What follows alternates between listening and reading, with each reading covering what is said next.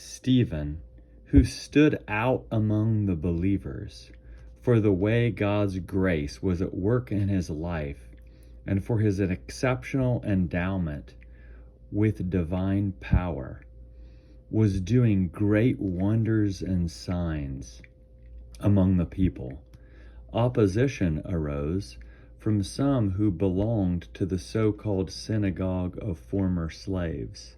Members from Cyrene, Alexandria, Cilicia, and Asia entered into debate with Stephen. However, they couldn't resist the wisdom the Spirit gave him as he spoke.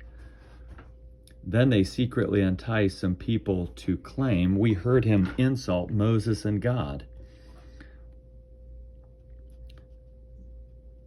They stirred up the people, elders, and legal experts. They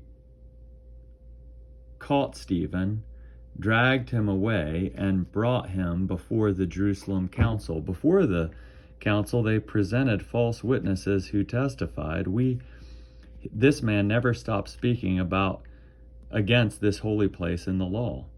In fact, we heard him say that this man, Jesus of Nazareth, will destroy this place and alter the customary practices Moses gave us." Everyone seated in the temple stared at Stephen, and they saw that his face was radiant, just like an angel's. The high priest asked, "Are these accusations true?"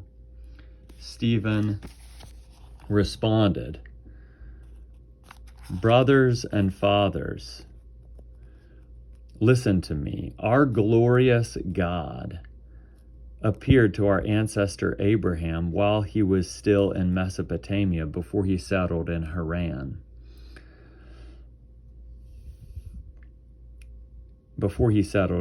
God told him, 'Leave your homeland and kin and go to the land that I will show you.' So Abraham left the land of the Chaldeans and settled in Haran.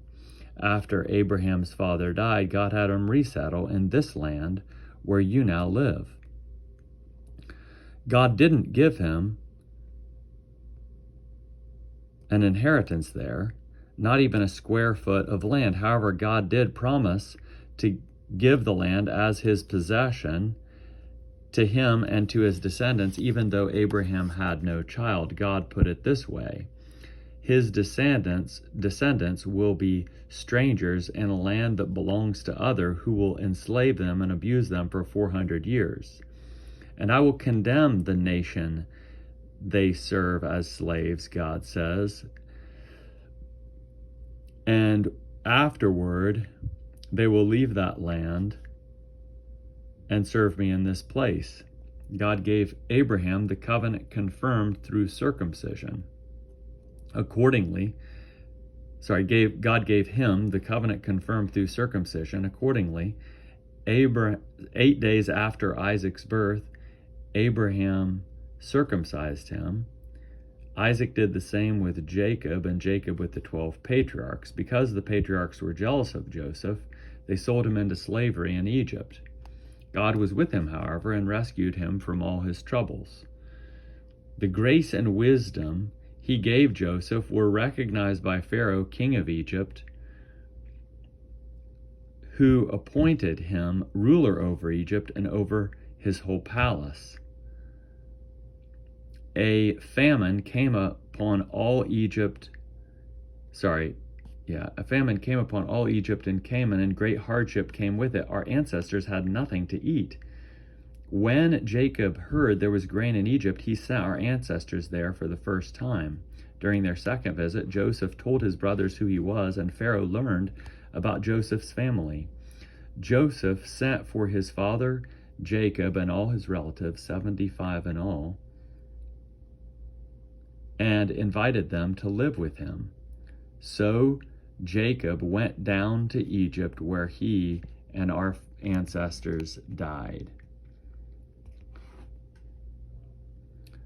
Their bodies were brought back to Shechem and placed in the tomb that Abraham had purchased for a certain sum of money from Hamor's children who lived in Shechem.